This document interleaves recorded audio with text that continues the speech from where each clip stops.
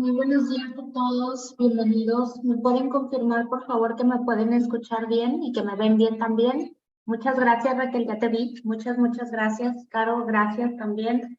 Gracias por las confirmaciones. ¿Cómo han estado? Muy buenos días. Ya estamos en agosto. No sienten que se nos está yendo el año, pero con una velocidad increíble. Se los juro, yo estoy traumada. Este año como que, digo, no sé su opinión, pero yo he sentido que ha estado mega potente. Déjenme comenzar a proyectar, denme un segundo. Mega potente entre la comisión que no nos deja en paz, entre el trabajo, la vida, todo. O sea, ha estado súper intenso. Pero bueno, ya estamos aquí. La buena noticia es que hoy es viernes, hoy empieza nuestro fin de semana, gracias a Dios. Les mando un Gracias. abrazo a todos ustedes. Y pues me da mucho gusto estar aquí con ustedes. El tema que vamos a platicar el día de hoy, estamos hablando de un tema de conceptos básicos. Vamos a platicar de algunos puntos interesantes del tema del terrorismo. Al igual que nos pasa con el tema del lavado de dinero, es un tema que genera como mucho morbo, pero a lo mejor no tenemos tampoco como a veces todo el contexto necesario. Pero bueno, veo muchos nombres conocidos, ya me conocen, pero también veo algunos nombres nuevos. Entonces, para los que no me conocen, Alondra de la Garza, servidora, líder del área de prevención de lavado de dinero dentro de la firma Grant Thornton. Tengo alrededor de 16 años de experiencia ya dedicándome a esta materia. Y pues bueno, me encanta realmente el tema, me encanta realmente a lo que me dedico. Entonces, pues bueno, esta serie de webinars que hemos venido llevando a cabo desde hace ya creo que poquito más de un año es como una forma de hacer lo que me gusta y darme ese espacio como de platicarlo, ¿no? Y pues bueno, de saludarlos además a todos ustedes. Fíjense, vamos a comenzar a platicar. Cuando hablamos de terrorismo, particularmente terrorismo, el terrorismo es un fenómeno viejo, ¿sí? Que si bien, insisto, lo tenemos como poco explorado y más en un país como México. Y les digo poco explorado porque no tenemos como mucho conocimiento en la materia o porque habitualmente esperaríamos que el fenómeno del terrorismo se presente en nuestro país, como lo podemos ver con los grandes atentados que hemos visto en Boston, en Nueva York, en España, cuando los trenes, en París, y menciono esos por ser de los más relevantes, no son los únicos, por supuesto. Pero bueno, entonces, dado que no tenemos como a lo mejor tanto acercamiento a ese tipo de fenómenos y de catástrofes, por así decirlo, bueno, de tragedias, pues a lo mejor como que lo vemos un poco distante, ¿no? El terrorismo, les decía yo, no es un fenómeno nuevo, es un fenómeno que data, según se dice, del siglo XVIII, finales del siglo XVIII, cuando la Revolución Francesa. En ese entonces era un terrorismo netamente de Estado, ¿sí? Donde el gobierno pues cometía este tipo de terrorismo de Estado contra sus opositores. Hoy en día sabemos que muchos de los grupos terroristas no son más que fanáticos, ¿sí? Fanáticos que obviamente justifican las muertes de inocentes con tal de lograr sus objetivos. Y hablando de objetivos, pues bueno, habitualmente, no hay reglas escritas. Las causas o las ideologías de los grupos terroristas suelen ser de naturaleza religiosa, política, social, ¿sí? Son como que sus principales motores, ¿no? Particularmente los grandes grupos terroristas que hoy en día tenemos y que han sido los causantes de muchos de los grandes atentados que hemos tenido, principalmente tienen motores religiosos, ¿no? Y políticos también detrás. Entonces, pues bueno, digo, esos son como algunos elementos importantes del concepto. Ahorita que pasemos al tema del financiamiento al terrorismo, cabe señalar, y es importante señalar, que los grupos terroristas, contrario, por ejemplo, a un ejército, los grupos terroristas no tienen un presupuesto de Estado, ¿sí? Los grupos terroristas no tienen un territorio, ¿sí? Entonces, eso nos va dando el indicador de por qué un grupo terrorista necesita financiamiento, ¿sí? Entonces, es por justamente digámoslo, separación que tienen, ¿no? Son grupos aislados.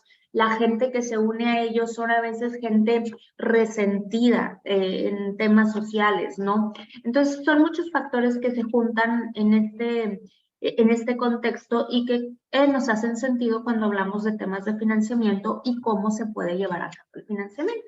Pero bueno, vamos a entrar en la materia. Por supuesto que antes de hablar de financiamiento del terrorismo, pues vale la pena recordar lo que es el terrorismo en sí mismo, ¿no? Y bueno, no sin antes tocar una frase que a lo mejor la han escuchado o a lo mejor no, pero pues hace como alusión a lo que, a cómo se manejan los grupos terroristas. ¿Sí? ¿Han escuchado la frase que dice mata a uno y aterrorizarás a 10,000 o atemorizarás a 10,000? Eso es lo que hace un grupo terrorista, o sea, nos provoca un pánico, ¿verdad? Con estas víctimas que ellos toman y entonces para ellos es una victoria, ¿no? El generar como ese impacto en la sociedad, ¿no? Y entonces cobra relevancia un poco con lo que vamos a ver en la definición. La definición la conoces perfectamente, la tenemos en nuestro Código Penal Federal, ¿sí? Y es justamente la utilización de armas. Aquí vienen una serie de descripciones, yo les diría armas de cualquier naturaleza, ¿sí? Que provoquen temor, alarma, temor o terror en la población o en un sector de ella, ¿sí? Que amenacen la seguridad nacional y que se esté buscando presionar al gobierno o a algún particular para que tomen una determinación, ¿sí? Cuando nosotros analizamos el concepto de terrorismo de una manera aislada, y aquí quiero ya que lo bajemos a nuestra realidad, lo bajemos a nuestra nación, empezamos a darnos cuenta que es muy probable, aunque no lo tengamos tipificado, aunque no tengamos casos concretos sentenciados por esta causa, es muy probable que sí encontremos actos de terrorismo en nuestro país.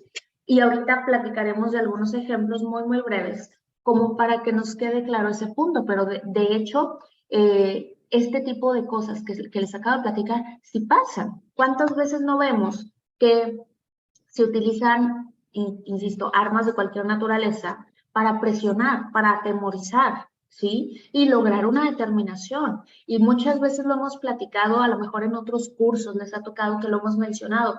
O sea, hasta una manifestación, cuando se torna violenta, cuando se utilizan armas, algo tan simple y básico como una bomba molotov, ¿sí? Obviamente una manifestación está buscando algo, una determinación, estás protestando por algo. Entonces empieza a cobrar sentido el decir, oye, pues puede ser que en México sí exista terrorismo. Hemos platicado también en otras sesiones que por un tema muy político a México no le conviene reconocer que tenemos terrorismo, porque hemos platicado también que al ser vecinos de Estados Unidos, pues podríamos meternos por ahí en un problema en el que nos volveríamos una amenaza a la seguridad nacional de Estados Unidos y Estados Unidos con sus leyes extraterritoriales, pues quizá puede venir a invadirnos y sabrá Dios qué más pasa, ¿no?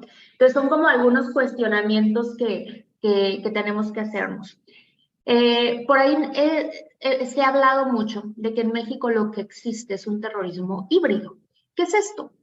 Es decir, tenemos grupos violentos, por ejemplo, nuestros cárteles, ¿sí? Que cometen actos de terrorismo para lograr sus fines, ¿sí? Y entonces es un terrorismo híbrido, es cometido no por grupos netamente terroristas, pero que incurren al terrorismo para lograr ciertos objetivos, ¿no? Entonces, cuando hablamos de terrorismo, ya quedamos que estamos hablando a lo mejor de connotaciones políticas, religiosas, étnicas, sociales, y de otra naturaleza, ¿no? Entonces, esto sería lo relevante como para comenzar a incorporarnos en el tema. Si hablamos de financiamiento al terrorismo, básicamente traigan a la definición las palabras aportación, financiación, recaudación de recursos de cualquier naturaleza.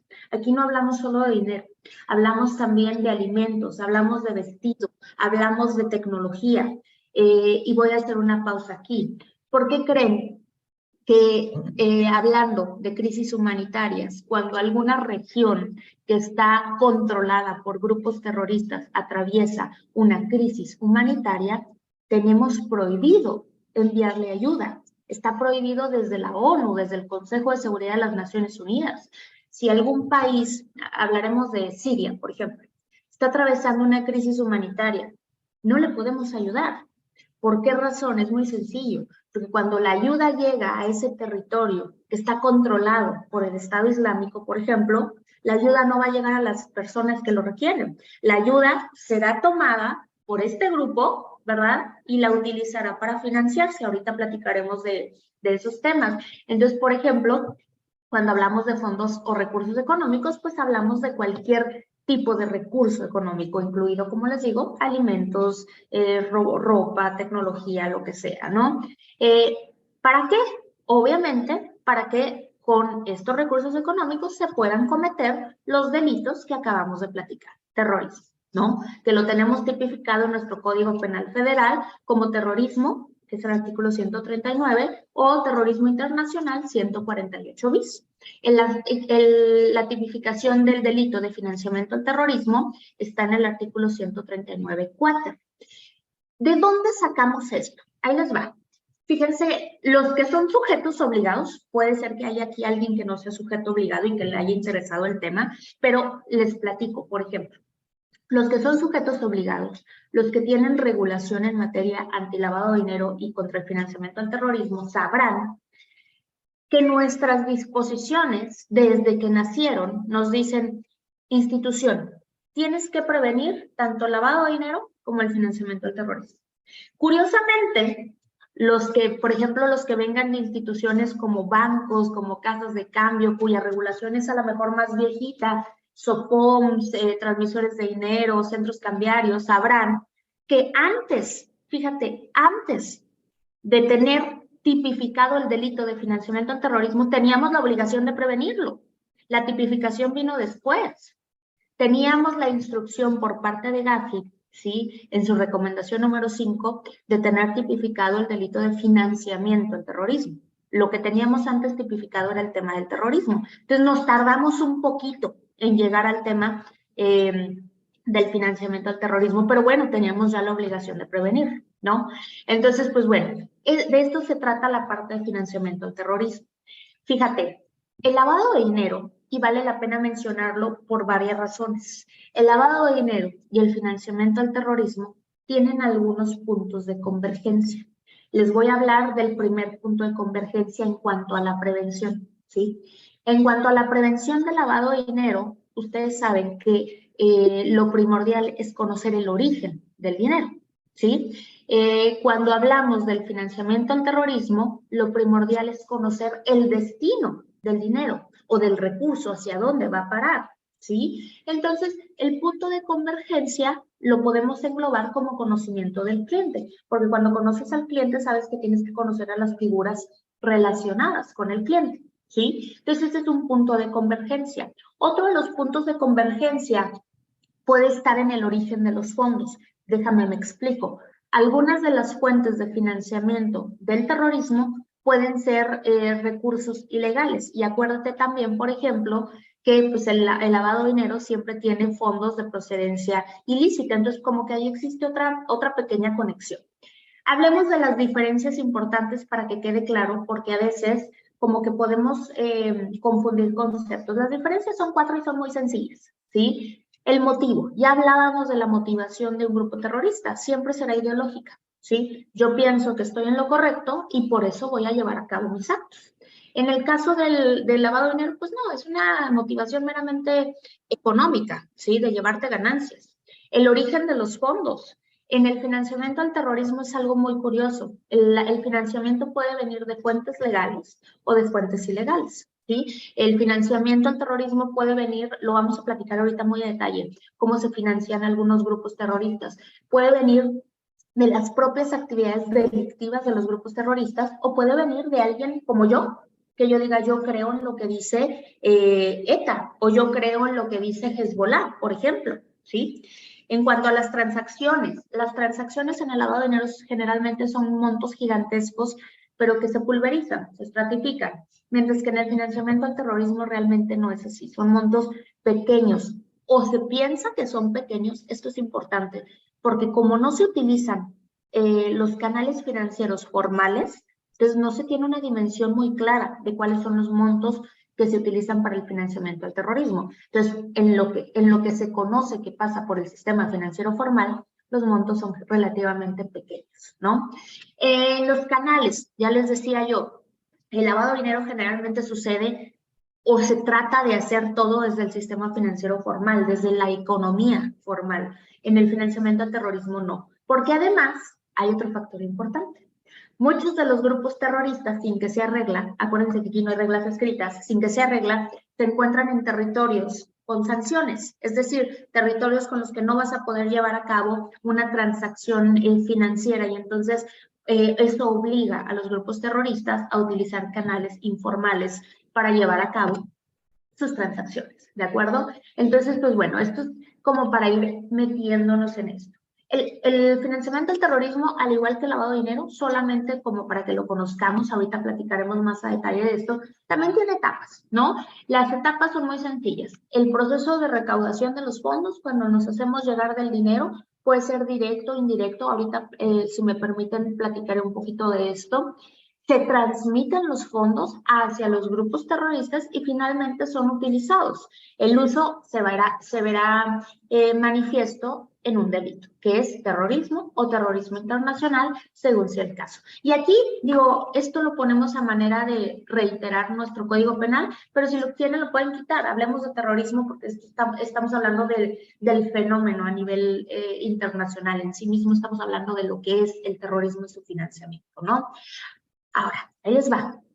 ¿Cómo se financian los grupos terroristas más letales? Si hablamos de los grupos terroristas más letales, hay algunos que son muy conocidos, ¿no? Y ahorita, de hecho, traigo una presentación, una lámina que habla de eso. Pero si hablamos de los más letales, bueno, por supuesto que está ISIS, el Estado Islámico, ¿no? Que es un grupo terrorista que se encuentra en Siria y en Irak, ¿sí? Está Hezbollah, ¿sí? Que es un grupo terrorista también islamista libanés, es también de los más letales. Está Abu Sayyaf, ¿sí? También es un grupo terrorista de los más letales, con más muertes. Está Al-Shabaab, está Al-Qaeda, ¿sí? Que a lo mejor Al-Qaeda es de los más famosos, aunque ya no de los más letales. Creo que el Estado Islámico es el más letal de todos. Al-Qaeda sabemos que su gran benefactor fue Osama Bin Laden, este millonario que se unió a este grupo y que se adjudicó los atentados de las Torres Gemelas. Pero no necesariamente estos grupos son los más conocidos. Algunos de ellos sí, y ahorita les voy a platicar de los más conocidos y cómo se financian, y sobre todo que tienen como diferente propósito, ¿no? Fíjense, hablando del financiamiento, el financiamiento del terrorismo, ya dijimos, puede venir de fuentes legales o fuentes ilegales. Hay algunos grupos terroristas, por ejemplo, como Boko Haram, ahorita lo platicaré, que reciben financiamiento incluso de las propias naciones, de los propios países. Hay países que se ven beneficiados de que los grupos terroristas actúen, por ejemplo, por secuestros políticos. Entonces, algunas de las fuentes de financiamiento de grupos terroristas puede ser, por ejemplo, la propia corrupción y dinero proveniente de la economía formal, economía de los gobiernos, ¿sí? De las fuentes ilegales de financiamiento al terrorismo está, por ejemplo, lo que conocemos que llevan a cabo algunos, el crimen organizado. Por ejemplo, el tráfico de drogas puede ser una fuente de financiamiento, el tráfico de personas, la extorsión, la minería ilegal, transferencias internacionales bancarias. Fíjense, aquí hay algo interesante y hablaremos, por ejemplo, todos ustedes los que hayan leído la guía contra los flujos financieros relacionados con la trata de personas, y hago un énfasis aquí en la parte de tráfico de personas. Tráfico de personas podríamos hablar también de qué es el tráfico de migrantes o también de la trata. Los grupos terroristas, una de sus grandes fuentes de financiamiento es la explotación de las personas, hablando en materia sexual y hablando en materia de esclavitud. La guía que les menciono, emitida por la Comisión Nacional Bancaria de Valores, que nos habla justamente de los flujos financieros relacionados con la trata de personas, trae un apartado, trae un detalle donde nos habla, ¿sí?, de cómo el Consejo de Seguridad de las Naciones Unidas tiene una resolución donde nos habla de la trata de personas en zonas de conflicto armado, del tráfico de órganos en zonas de conflicto armado, porque se sabe que es una de las grandes fuentes de financiamiento.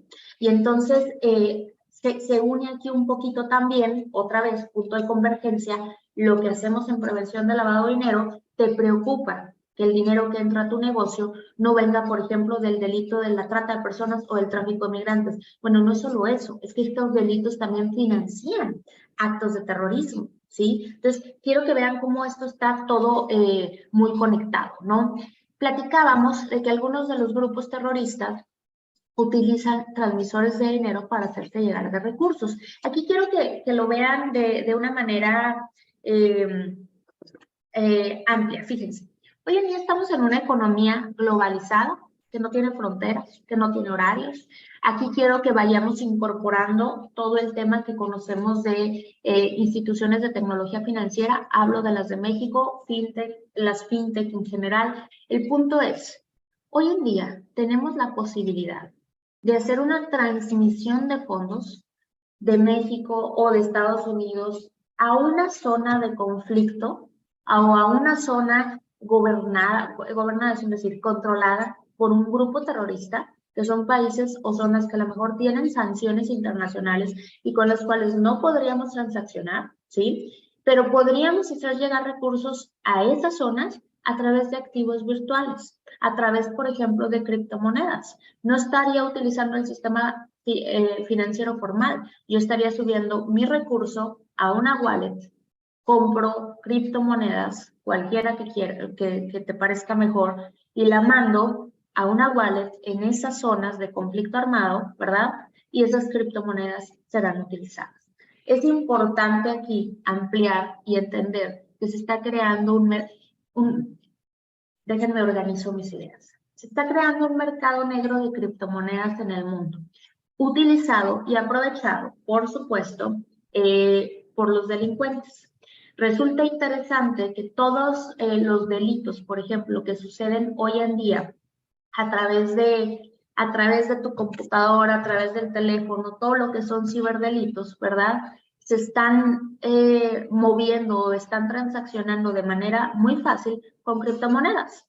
Entre más personas, y eso incluye por supuesto a los delincuentes, le estén dando pie a la utilización de criptoactivos, eso más relevancia y más fuerza va a cobrar. Bueno, muchos de los delitos están sucediendo y se están cobrando y se están aceptando, ¿verdad?, que se transaccionen con criptomonedas. Pues bueno, ahorita en tanto los países, muchos países todavía no aceptan y no velan por aceptar a las criptomonedas como moneda de curso legal, pues esto está creando este mercado negro. Entonces, insisto, vuelvo a mi comentario inicial. Yo mando mi dinero de una wallet en México, más bien de una wallet desde México hasta una wallet, que puede ser incluso la misma, ¿verdad?, a cualquier país controlado por un grupo terrorista o no, o sea, puede ser a cualquier punto, y no pasó por el sistema financiero formal. Pero ahí ya se te están moviendo montonales de dinero. Y entonces, ¿qué pasa?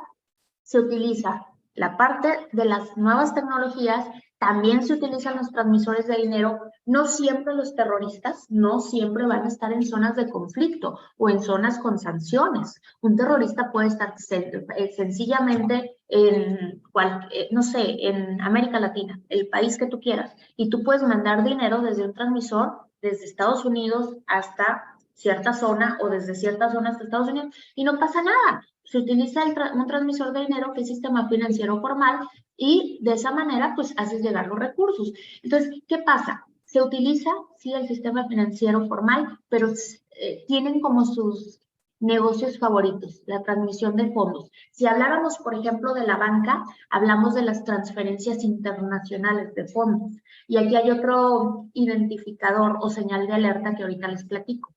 Cuando hablamos, por ejemplo, de transferencias internacionales, sucede algo. Las cuentas bancarias que son utilizadas por grupos terroristas para recibir financiamiento se les llama cuentas flotantes o cuentas fantasma. Es decir, Yo tengo mi cuenta bancaria, recibo cierto financiamiento de Erika, ¿sí? Erika desde México me manda dinero a España o a Francia, ¿sí? Yo recibo el dinero y la vacío y nunca más vuelvo a usar esa cuenta. Esa cuenta fue una cuenta que solo la utilicé para recibir recursos. ¿Qué es lo que el banco debe de investigar en ese punto? ¿Cuál es la relación entre Erika y Alondra? Porque Erika está mandando dinero a Francia. ¿Qué conexión tiene? ¿Acaso Erika tiene negocios en Francia? ¿Acaso Erika tiene proveedores en Francia? ¿Acaso Erika está estudiando en Francia? ¿Acaso Alondra es su familiar? ¿Sí? Entonces se tienen que analizar aquí, por ejemplo, el tipo de relación. Las relaciones anómalas son una de las primeras señales de alerta, o las relaciones sospechosas. Que si me permiten, déjenme les hago un paréntesis, trasladen eso a México. ¿Cuántas cuentas bancarias no son utilizadas para extorsionar? Por ejemplo, las extorsiones que se cometen en zonas fronterizas, ¿sí? Se los platico porque lo vivo acá en la frontera, para los que no se los he dicho, yo estoy acá en la frontera, los negocios que son extorsionados en frontera y que hacen depósitos a cuentas bancarias para pagar sus extorsiones, muchas de esas cuentas bancarias están en el centro y sur del país y cuando reciben el dinero son vaciadas y no se vuelven a utilizar. Sucede el mismo fenómeno, son cuentas flotantes o son cuentas fantasma, ¿no?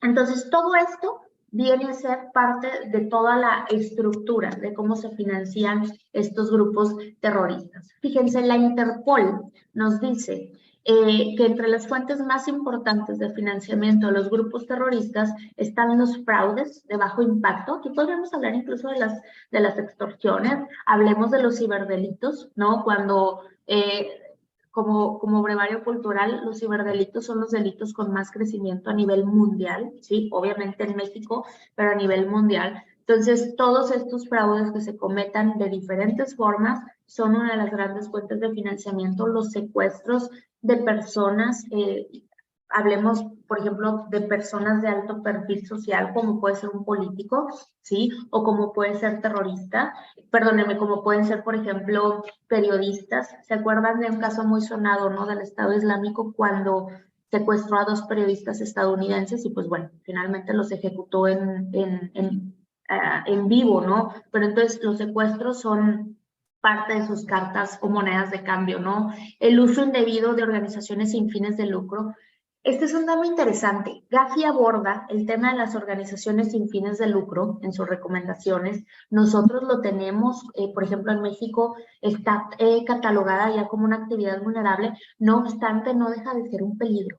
Todas estas organizaciones sin fines de lucro, todas estas donatarias que te reciben recursos para causas, pues generalmente nobles, causas benéficas, pueden ser y son todavía utilizadas por grupos terroristas. Grandes fuentes de financiamiento para los atentados, por ejemplo, del 9/11 en Estados Unidos provinieron de este tipo de organizaciones sin fines de lucro. Y no es que la organización sin fines de lucro necesariamente esté creada para financiar al terrorismo. Sencillamente hay alguien dentro que desvía el recurso. ¿Sí? Hay alguien que está coludido con algún grupo terrorista y demás, ¿no? Entonces, digo, tiene muchas variantes, pero sí son muy utilizados.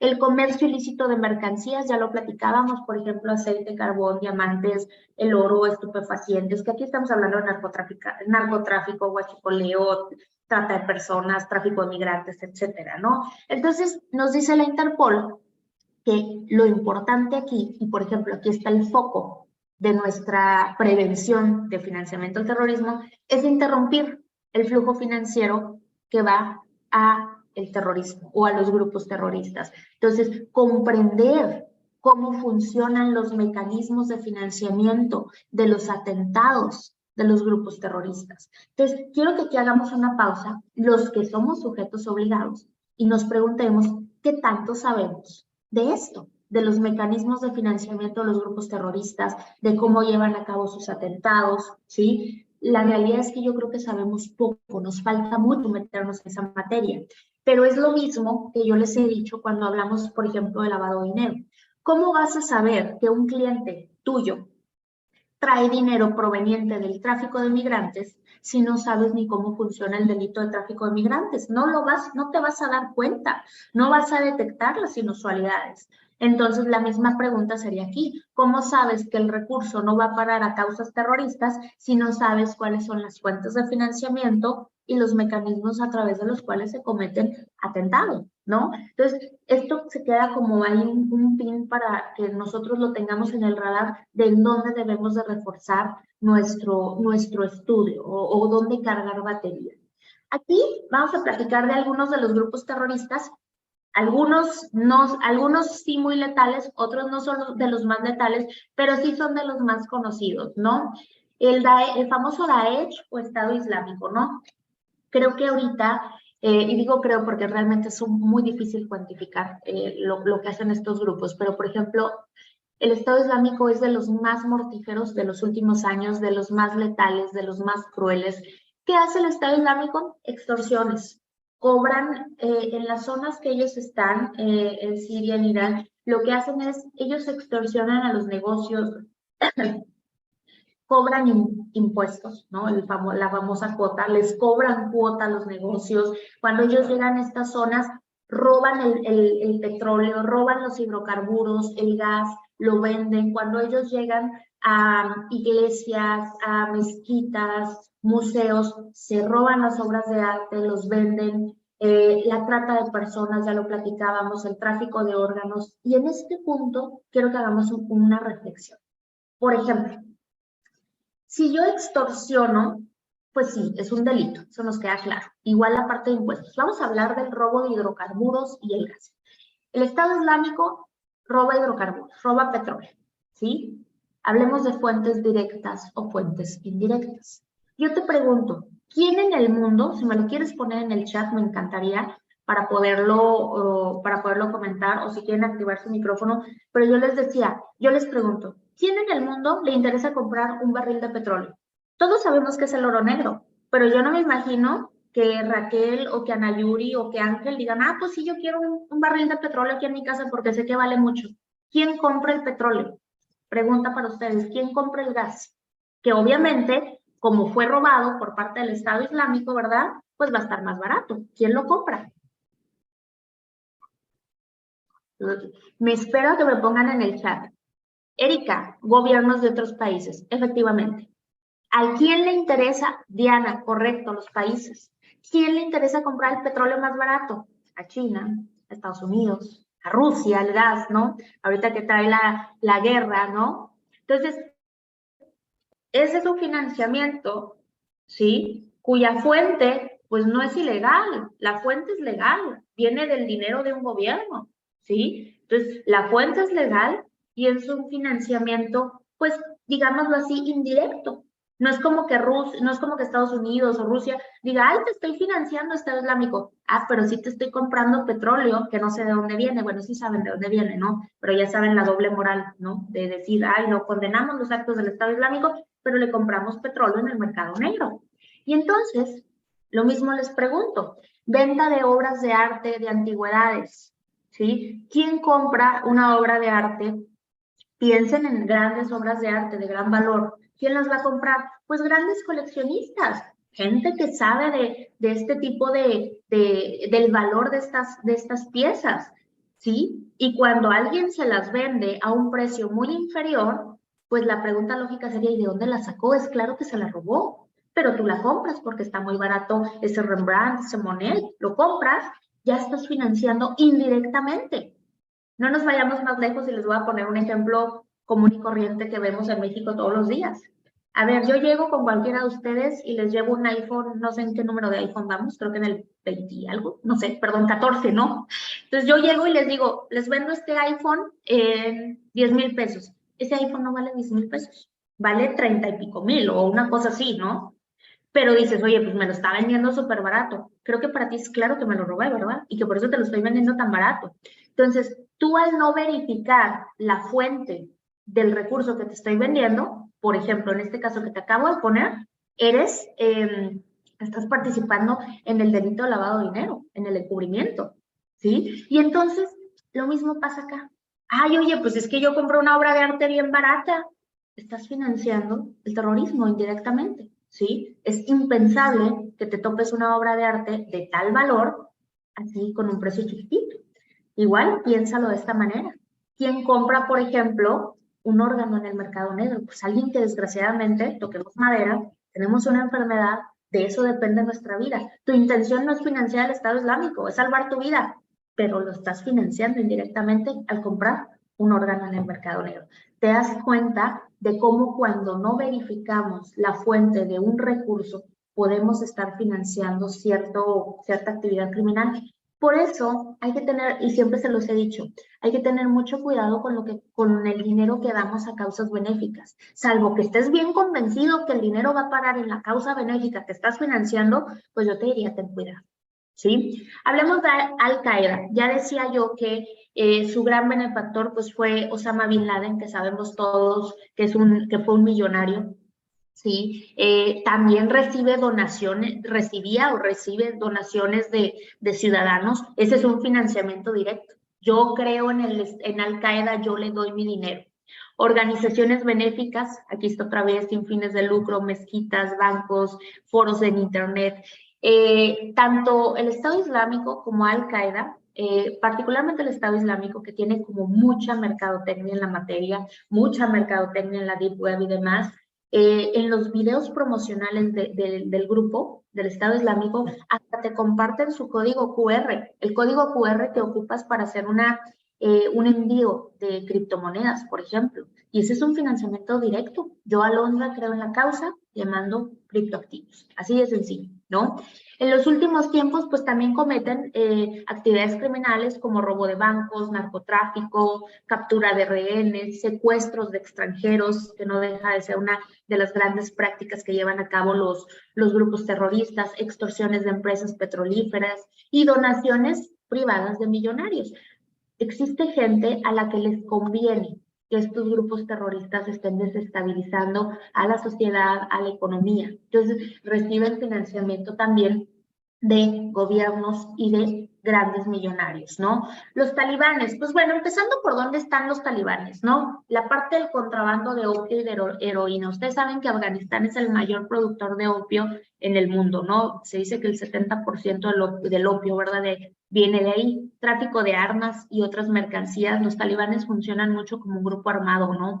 Cobran impuestos sobre mercancías. Ah, ¿usted quiere tener un negocio o usted quiere tener un siembra, usted es agricultor? Pues me tiene que pagar sobre sus ganancias, ¿no?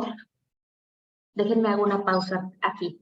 Aquí en el estado de Chihuahua, sé que no es privativo, pero por ejemplo, cuando hablamos con los nogaleros de aquí del estado, con la gente que tiene aquí su actividad agrícola, nos dice que los cárteles hacen eso también aquí. Le dicen a los nogaleros, ¿cuánto fue tu venta?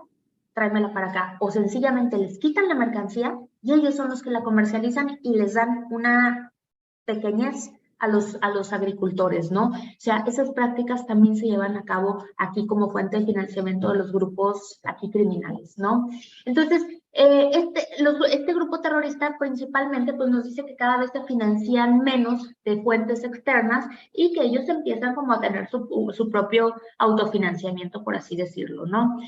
Boko Haram, secuestros, robos a bancos, tienen alianzas, por supuesto, con otros grupos terroristas como es Al-Qaeda, secuestros políticos, secuestros a empresarios, ellos tienen como un target alto en la parte de secuestros, ¿no? Colaboran con grupos narcotraficantes, ¿verdad? Y reciben financiamiento de los propios gobiernos, ¿no? Entonces, aquí podemos ver de las grandes fuentes de financiamiento de estos grupos terroristas. Yo les decía ahorita, no tienen territorio, no tienen presupuesto, el tema de buscar financiamiento no va a parar, ¿sí? Y acuérdense algo importante, porque a veces vemos como muy lejos estos grupos, los vemos lejísimos. Acuérdense que en una economía globalizada no tenemos fronteras. El dinero no tiene fronteras. No tiene, se los decía yo en una sesión pasada cuando hablábamos de lavado de dinero, el lavado de dinero no tiene giros prohibidos. No hay ningún giro que respete, diga, con ese no me meto. Entonces, mucho cuidado también con esta parte del destino. ¿Qué antecedentes podemos tener en la parte de financiamiento del terrorismo que valga mencionar? Bueno, está el Convenio Internacional para la Supresión del Financiamiento al Terrorismo de la ONU, que de aquí viene, digámoslo así, las definiciones importantes. Luego está el Consejo de Seguridad de las Naciones Unidas, resolución 1267 y la 1373. Aquí viene cuando se conceptualiza de manera muy clara el financiamiento al terrorismo y muchas de las acciones que hoy en día llevamos tanto para prevenir como para tratar de detectar, ¿no? Y enjuiciar todo esto. Y por supuesto, la recomendación número 5 del GAFI que nos pide que lo tengamos tipificado como un delito, ¿no? Como un delito de tipo penal. Entonces, si se fijan, en la parte del convenio para la supresión del financiamiento al terrorismo del año 99 viene la definición. Quiero que la comparen nada más con nuestro tipo penal y prácticamente podemos ver que tenemos mucho de nuestra definición viene de este convenio. Y hace sentido. Acuérdense de una cosa. Cuando un problema se vuelve global, lo hemos platicado, lo platicamos con la pandemia, lo platicamos con el lavado de dinero, con el narcotráfico. Cuando un problema se vuelve global, se le tiene que dar atención global, ¿sí? Si no hacemos todos lo mismo para prevenir un delito o una problemática como esto, con las mismas medidas, no lo vamos a lograr contener. Entonces, hace sentido que la definición sea más o menos igualita a la que tenemos en nuestro Código Penal. A lo mejor nuestro Código Penal es un poquito más amplio, pero si lo comparáramos con otros códigos penales, pues nos habla más o menos de lo mismo. Entonces, este convenio pues, nos define el delito de financiamiento del terrorismo como un delito autónomo y como un delito doloso. Aquí lo ves, claramente podemos darnos cuenta que sí, es un delito autónomo, ¿sí? Entonces, bueno, esto es lo importante de este convenio. Las resoluciones, para no entrar en más preámbulo y porque el tiempo no nos da, pero tú sabes que hay un antes y un después. Antes del atentado a las Torres Gemelas y después, ¿no? En el año 99, nosotros en el mundo creíamos que los únicos terroristas que existían eran los talibanes, ¿sí? Y nuestro enemigo público número 1 en la resolución 267 era Al-Qaeda. Todos los esfuerzos a nivel internacional eran por capturar a Osama Bin Laden, eran por reprimir los flujos financieros de él y de su grupo terrorista. No sé si se acuerdan en esos años, los que tengan edad para recordarlo, los que sean muy jóvenes probablemente no, pero tú ibas a Estados Unidos y había espectaculares donde decía que se cobraba una recompensa, más bien que te pagarían una recompensa si entregabas información y más si entregabas a este señor, ¿no? A Osama Bin Laden, pero eran unos espectaculares tremendos, ¿no? Era el enemigo público número 1. Pasa el atentado del 9/11 y nos cambia la concepción y nos damos cuenta que para cometer un atentado terrorista no necesitas estar en Medio Oriente, no necesitas ser Osama Bin Laden y no necesitas el dinero hacerlo llegar para allá, ¿no? Porque todos los terroristas o la gran mayoría de los que cometieron el atentado del 9/11, muchos estuvieron viviendo allá en Estados Unidos, se financiaron estando en Estados Unidos y entonces como que revolucionó toda la parte de conceptos. ¿Qué nos dejan estas resoluciones muy importantes a nosotros, que somos sujetos obligados? Las listas de personas bloqueadas, con quienes no podemos transaccionar por estar relacionado con algún tema de terrorismo, su financiamiento y la parte del bloqueo. Bloquearles el dinero. Ojo, si el dinero llega al destino, si el dinero llega al grupo terrorista, el atentado se materializa. Entonces, por eso es tan importante bloquear el recurso, congelarlo, que no llegue, ¿sí? Hace sentido con lo que dice la Interpol. Interrumpe el flujo financiero. ¿Te das cuenta de la importancia de la obligación de bloquear, ¿sí? el recurso? De GAFI, pues obviamente ya lo platicamos, está la parte de la criminalización del delito de financiamiento al terrorismo.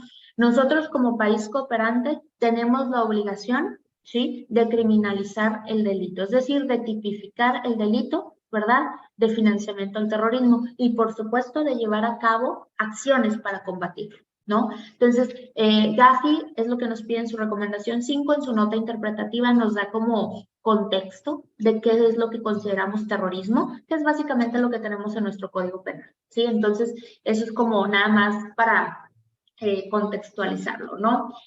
Tenemos nuestra evaluación nacional de riesgos, que yo creo que de aquí vale la pena rescatar probablemente el segundo cuadro, que es lo que nos vuelve vulnerables. En el primer cuadro, pues básicamente estamos diciendo que nosotros ni tenemos grupos terroristas, ni personas que se dediquen al terrorismo, ni que alojamos combatientes terroristas. La parte interesante son las vulnerabilidades. Y una de las vulnerabilidades más interesantes es nuestra posición geográfica. Todos sabemos que por alguna razón Estados Unidos es el país más odiado y más amado del mundo, y por alguna razón es el target número 1 de cualquier grupo terrorista. Como que es el sueño de todos, ¿no? Llegar y golpear esa economía, llegar y golpear esa nación. Entonces, al estar nosotros como vecinos más cercanos de Estados Unidos, eso nos vuelve sumamente vulnerables. Y es muy sencillo. Quiero que pienses en todo lo que pasa en nuestra franja fronteriza. Si tú te ubicas aquí en la franja fronteriza de nuestro país, diariamente cruza de México a Estados Unidos cantidades tremendas de droga, cantidades tremendas de migrantes, ¿sí? Y de Estados Unidos a México, cantidades tremendas de dinero en efectivo producto del pago de la droga, armas, etcétera. Entonces, ¿qué pasa? Tenemos una frontera muy porosa, entra y sale lo que sea. Por más que nos digan que no es cierto, ¿sí? La realidad es que tenemos una frontera sumamente porosa. Entonces, si lo analizamos desde el punto de vista estratégico, pues ¿cuál es la forma más sencilla de un terrorista entrar a Estados Unidos? Pues por México. Así como cruzan a los migrantes, pues cruzan al terrorista y no pasa nada, o sea, se puede, ¿sí? Entonces, esta es una de las grandes vulnerabilidades que tenemos. Otra de las vulnerabilidades, que es justo lo que platicábamos hace unos momentos, es la falta de conocimiento y capacitación. Acuérdense que siempre, nunca vamos a estar más expuestos a un riesgo que cuando lo desconocemos, ¿sí? Cuando nosotros estamos, digámoslo así, con falta de conocimiento, con algunas lagunas sobre algún tema, es cuando más expuesto estás a que te suceda. Entonces, ¿qué tenemos que hacer? Vamos a empezar a estudiar de los grupos terroristas, de sus motivaciones, de cómo se quieren hacer llegar de dinero y de si en México ha pasado o no ha pasado, tanto a nivel local como que desde México se haya intentado ayudar o se haya intentado financiar a algún terrorista. Eso cobra mucha relevancia. Y pues bueno, no dejemos de lado la parte de las organizaciones sin fines de lucro, que al final del día es un tema interesante. Entonces vamos a hablar un poquito del terrorismo doméstico, ya para acercarnos al cierre de esta charla, porque se nos está yendo el tiempo como agua.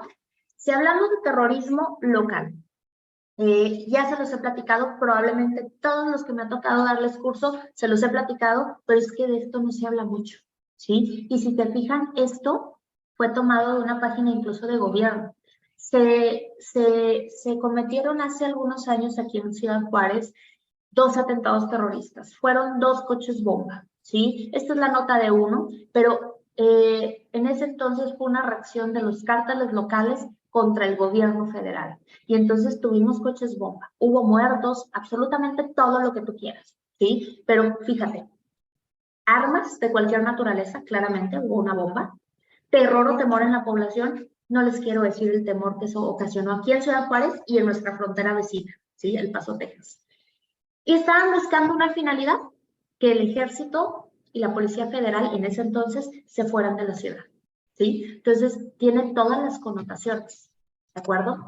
¿Se acuerdan, por ejemplo, de cuando derribaron este helicóptero de Sedena en Jalisco? Y fue porque les habían, habían aprendido a Nemesio Ceguera. Y entonces, ¿cuál fue la reacción del cártel de Jalisco? Derribamos un helicóptero de ejército. Armas, temor o temor en la población, y estaban buscando un objetivo, libérame a Nemesio, en este caso, ¿no? Entonces, claramente tiene todas las connotaciones. Este es el de los más viejitos, ¿sí?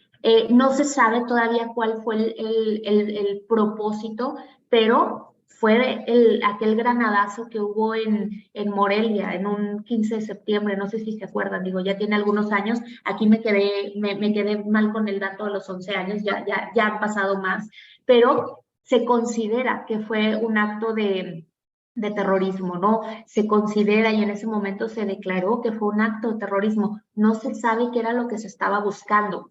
Entonces, aquí lo que hice fue sacar la nota nada más para que ustedes la puedan visualizar.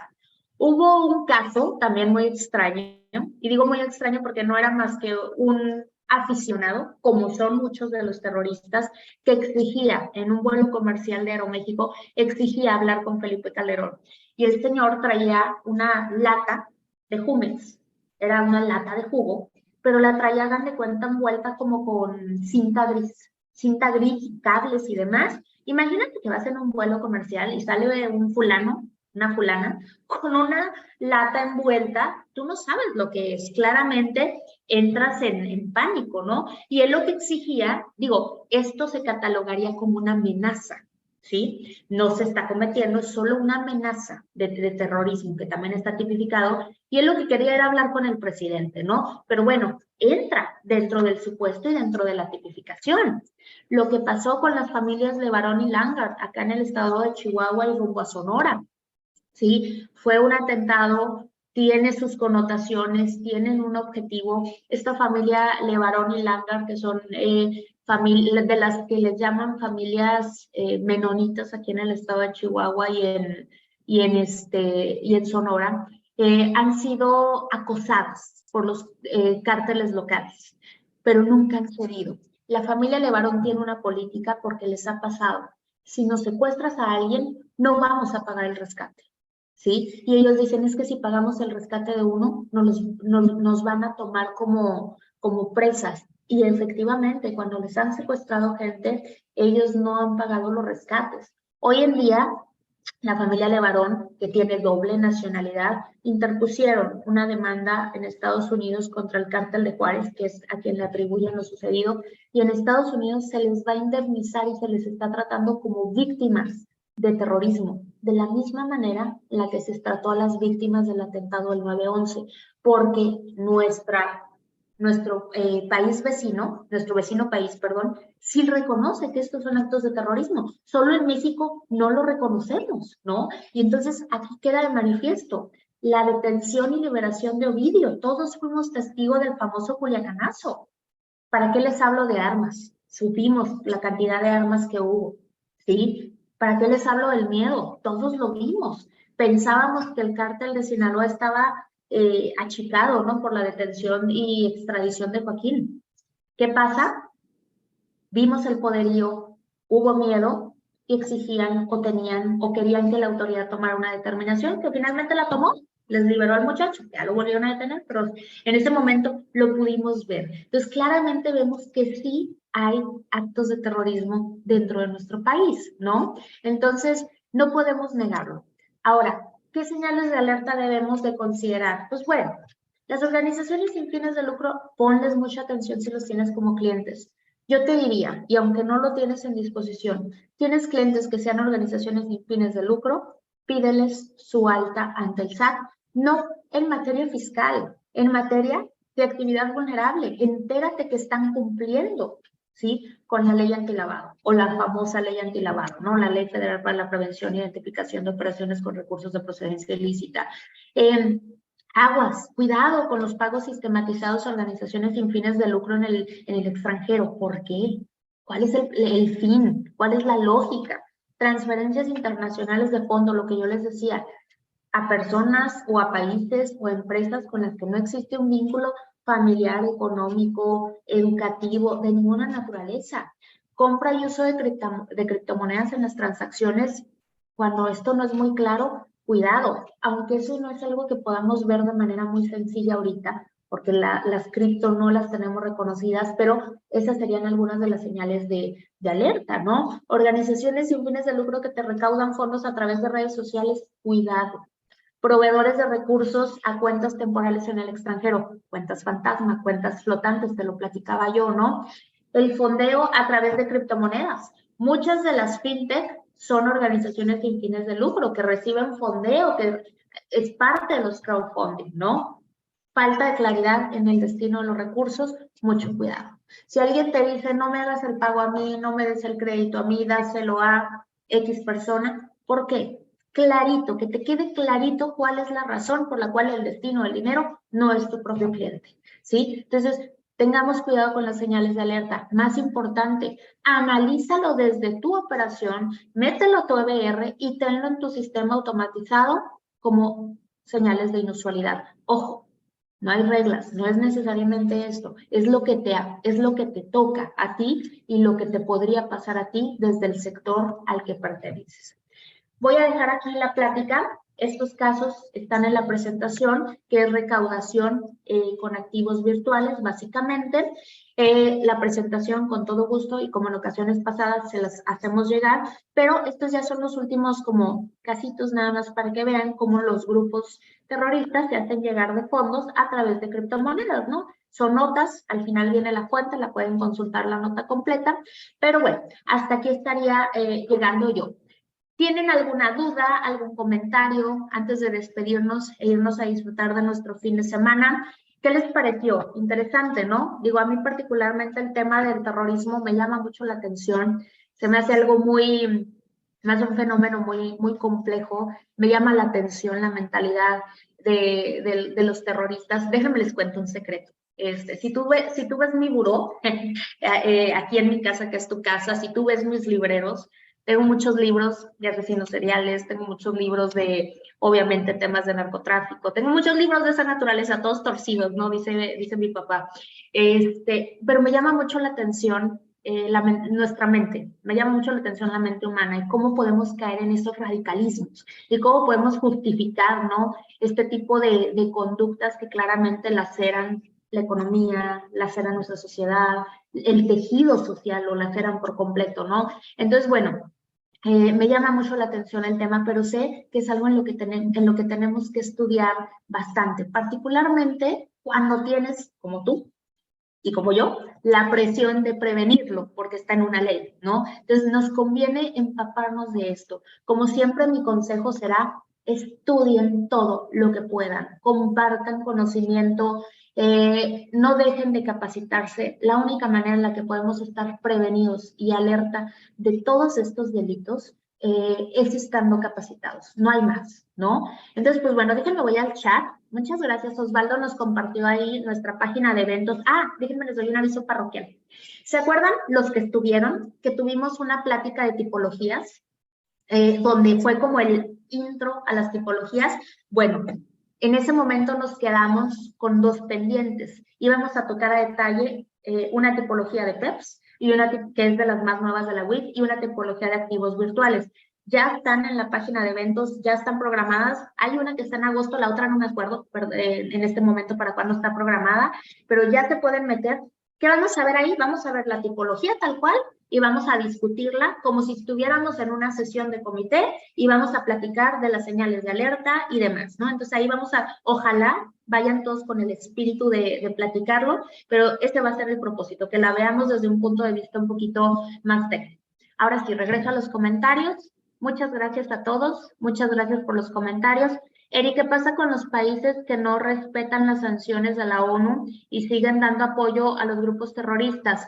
Pues bueno, aquí el detalle, por ejemplo, Eri, es que esos países que no respetan las sanciones de la ONU, lo que tendríamos que preguntarnos es cómo están moviendo o movilizando los capitales, porque si no están respetando las sanciones de la ONU, están moviendo los capitales de alguna manera. Déjame hacer una pausa aquí. Sabemos, por ejemplo, hoy en día, no sé si se acuerdan cuando empezó la guerra con Ucrania, de Rusia con Ucrania, no sé si se acuerdan que hubo muchos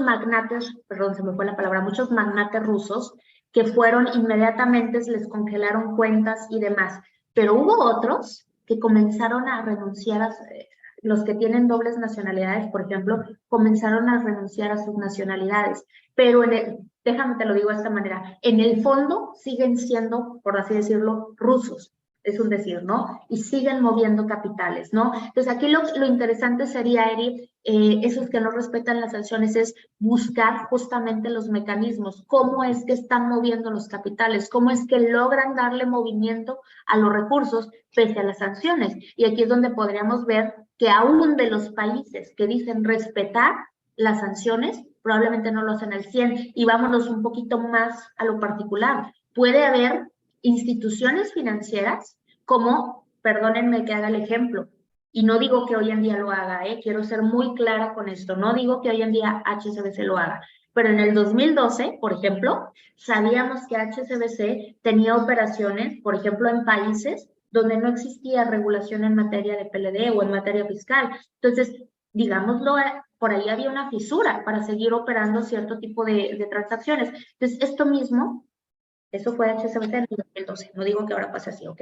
Entonces, esto mismo puede estar pasando con algunas instituciones financieras que no estén respetando necesariamente estos controles. Entonces, por ahí pudiera estarse movilizando el dinero, Eri. Entonces, sería cuestión de que analizáramos quiénes están fallando en esto.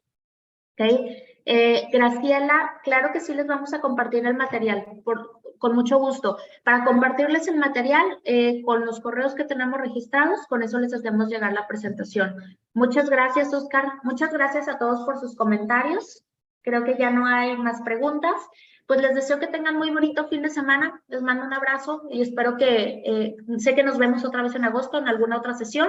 Entonces les deseo que lo que sigue de su mes de agosto sea maravilloso. Hasta luego. Buen fin.